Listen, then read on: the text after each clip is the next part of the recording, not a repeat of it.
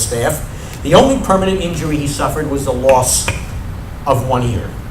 Now, since he wasn't physically impaired, he remained in the military, and eventually he became an admiral. However, during his career, he was, as you might suspect, somewhat sensitive about his appearance. Now, one day, the admiral was interviewing 2 Navy Master Chiefs and a Marine Sergeant Major for his personal staff.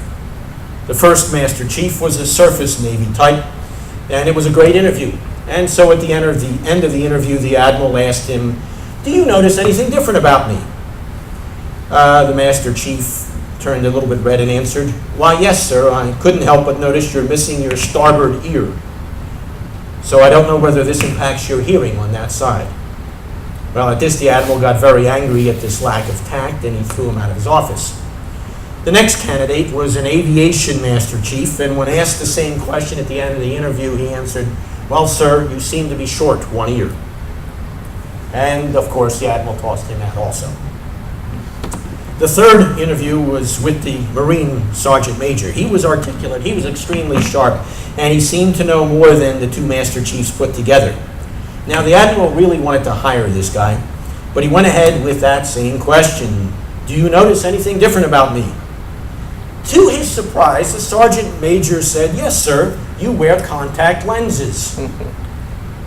At this, the admiral was impressed and thought to himself, what an incredibly tactful Marine. And so he asked a follow-up question, "And how do you know that?" The Sergeant Major replied, "Well, sir, it's pretty hard to wear glasses with only one ear." We do have to phrase things correctly.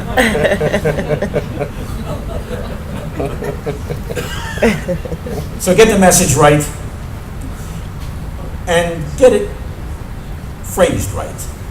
Our second responsibility is found in Yeshua's closing sermon to his followers. It's Matthew 24, 42 to 47. I'll just highlight a couple things in this text. He says, "Therefore keep watch, stay alert, because you don't know on what day, or in fact what hour, your Lord will come." Again, he goes on to say, "Who then is that faithful and wise servant whom the master has put in charge of his household? The one who fulfills his responsibilities. It will be good for that servant whose master finds him doing what is expected when he returns."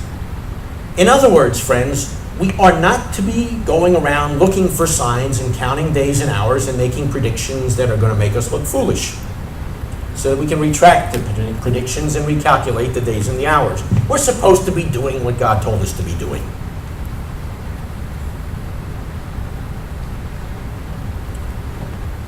Now, a major significance of Yeshua's ascension is that it guarantees his return, exactly as the prophets had predicted,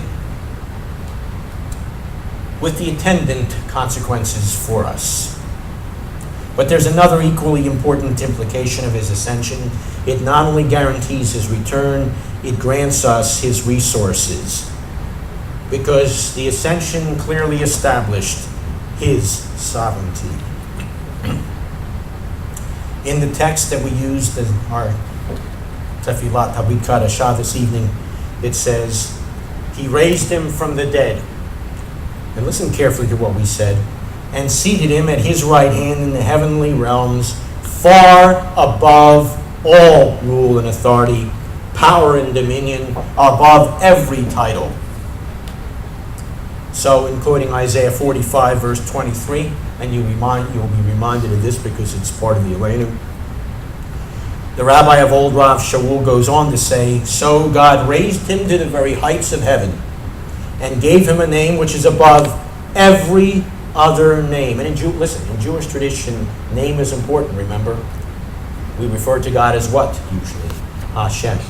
He's given the name above every other name, that at the name of Yeshua, every knee shall bow in heaven and on earth and under the earth, and every tongue will confess that Yeshua the Messiah is in fact Lord, to the glory of God the Father. The rabbi goes on to say, when he ascended, he led captive a host of captives, Ephesians 4. In getting to that point, He did something else. And when he describes that in that text, building on Psalm 68, he's describing when, notice the text says, when he ascended, the event we're celebrating. He's describing the victory march of the ancient days. And who are the prisoners of war here? The very spiritual forces that stand in his way. And this connects us then with our Haftorah passage for the evening, just to cite two verses. Jeremiah 16. O Lord, my strength. I'm sorry, not from this evening, from last week. O Lord, my strength and my fortress, my refuge in the day of trouble. Listen to this. Nations from around the world will come to you, saying, our fathers have been foolish, for they have worshipped other gods, these other spiritual forces, worthless idols. Can men make God? The gods they made up are not real gods at all. And when they come in that spirit, I will show them my power and might, and make them understand at last that I alone am God.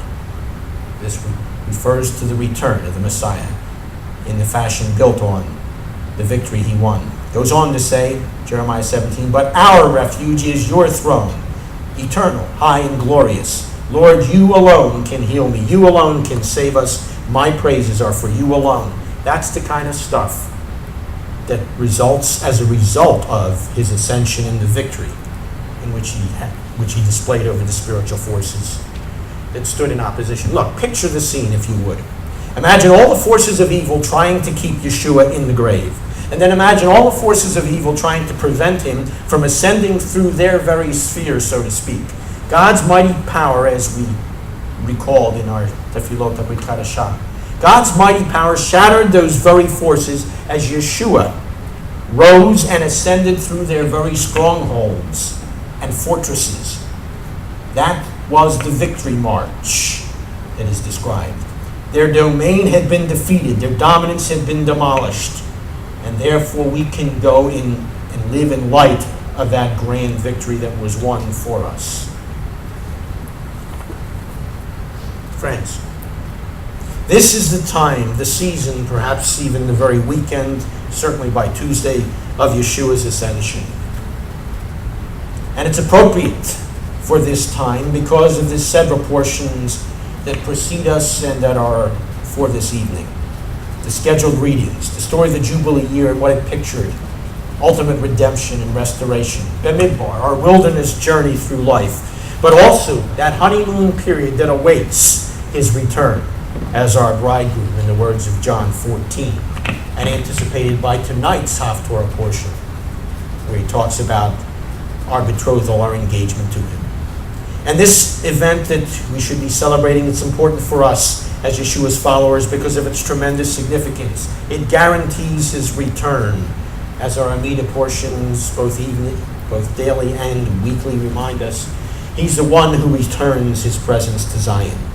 It guarantees his return to fulfill the Jubilee year pictures. As he left, exactly as he left, so he will return to the Mount of Olives and through the Golden Gate. Therefore, friends, this is a very Jewish concept and will fulfill the Jewish scriptures and the rabbinic insights. And it leaves us with important responsibilities to watch carefully, to be alert and ready, to wait on and utilize his power, the Spirit of God, the Ruach Hashem, as we share his message. It grants us his resources as well. Because you see, his ascension was a public demonstration of his conquest of the forces of evil. And so it gives us the same resources for power, or of power, that brought about his resurrection and ascension. That too is available to us, as we reminded ourselves earlier this evening. And it gives us his response to the question that's on our minds, or at least the minds of his followers on that day. What happened? Where did he go? Let me read from an article that expresses it well. It's called "The Day We Were Left Behind." Where he went was to heaven, which may not be up exactly as much as it is beyond.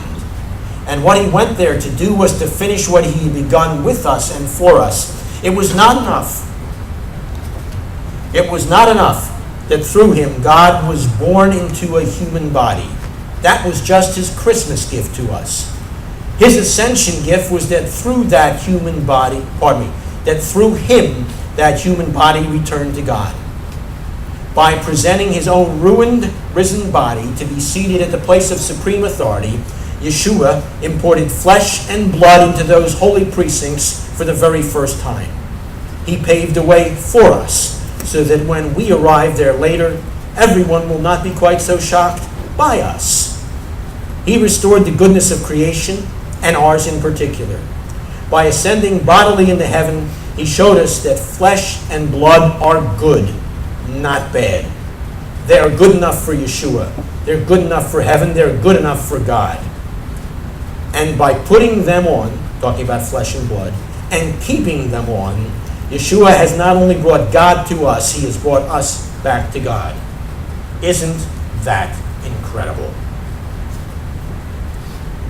Yeshua said, as you go in fulfilling your responsibilities, I will go with you even to the ends of the earth and the end of the age.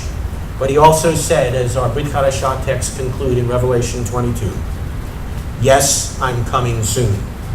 And our response should be, as it was there, so be it. Come soon, Lord Messiah. Take the next minute or so in time of quiet reflection and response, and hopefully that too will be your response to him tonight. As we reflect, and we should say, isn't that incredible?